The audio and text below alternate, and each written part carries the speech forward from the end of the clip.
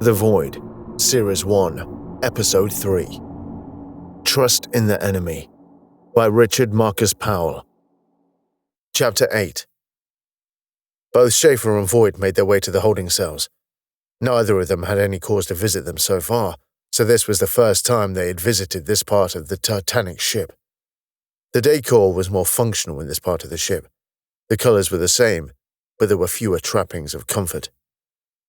They entered the prison complex and into the primary security station. Major Varma and Lieutenant Sigurdsson were already there, processing their new charge. "So this is the prison section. Technically, the prison is through there, Captain," Major Varma pointed out, indicating the corridor opposite the security station. "It's divided into sections, and each section is kept offline when it isn't needed in order to save on the life support. And our guest? He's just down there on the left." "Did he give you any trouble?" Voight queried. "None at all." In the corridor approaching the prison were a number of holding cells.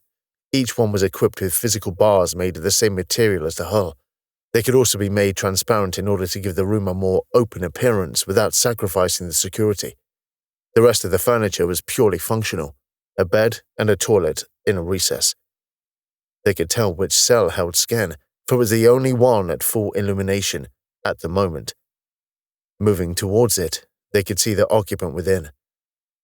The man was not quite middle-aged, but he did wear his experience on his face, appearing both rugged and somewhat haunted at the same time.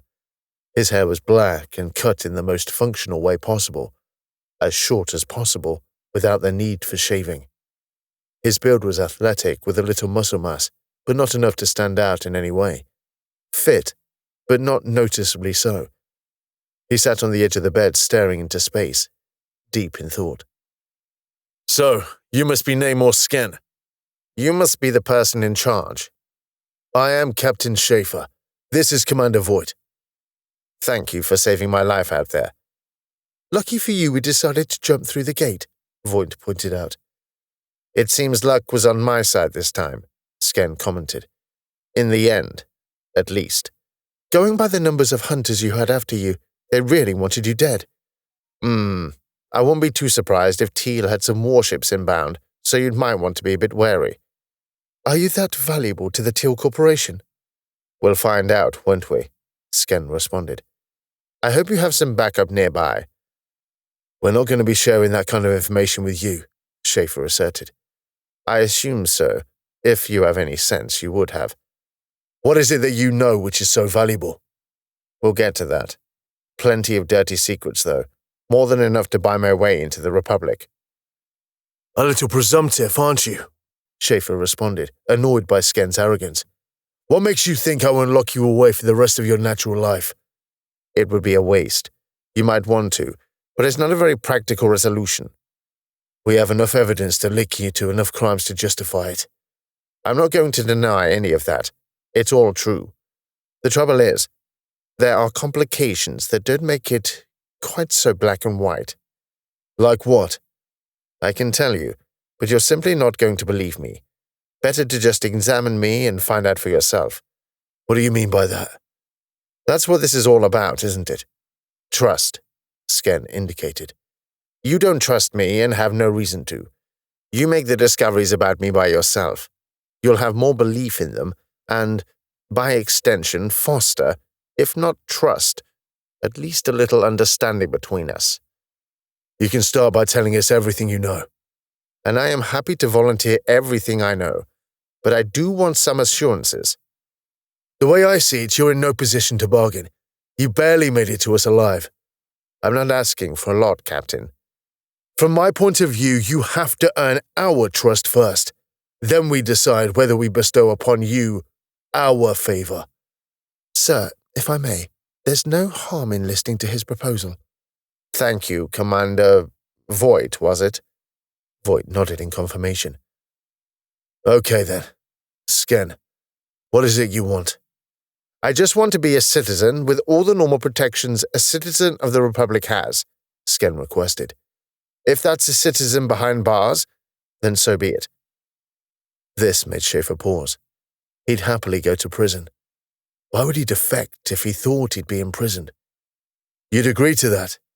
"It's not the scenario I'm hoping for, but yes." Skenn acknowledged.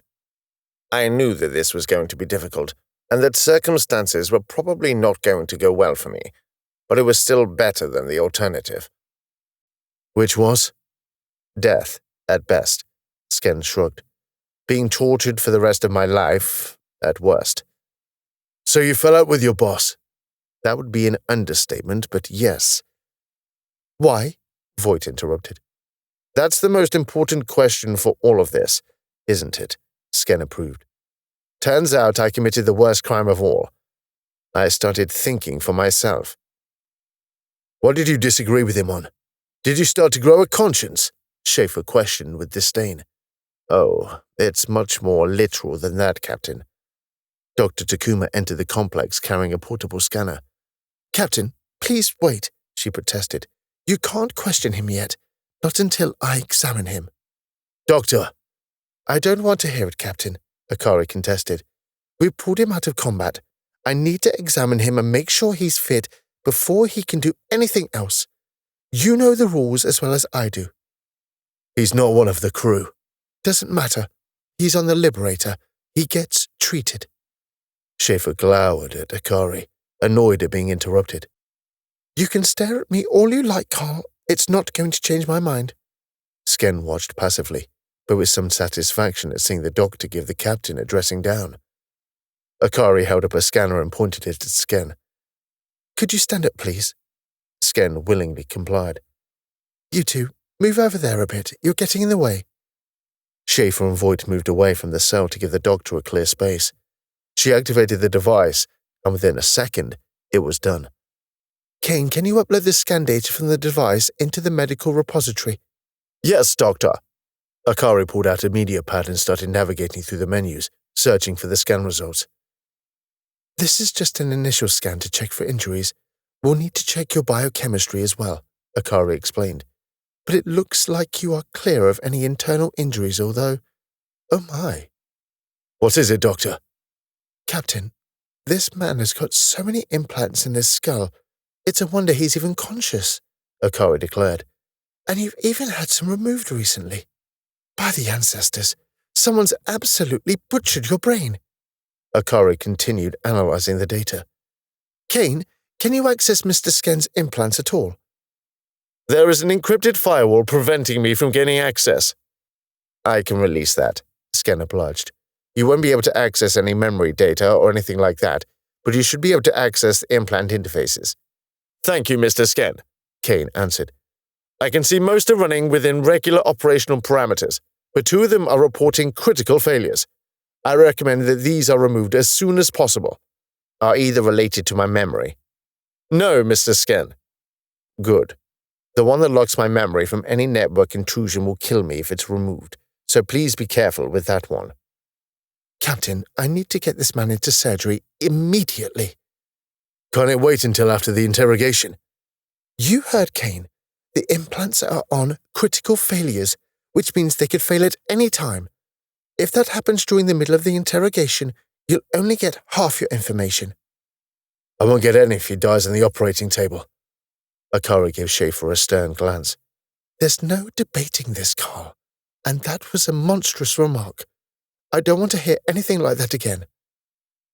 The doctor is correct, Captain, Voight challenged. The prisoner's health takes priority. Fine. Get him to surgery, Schafer relented. Do what you need to do. Let me know when he's well enough to talk. Schafer and Voight left the detention block, leaving Akari to tend to the defector. Captain. Yes, Commander. The doctor was right about that remark. That was uncalled for, she criticized.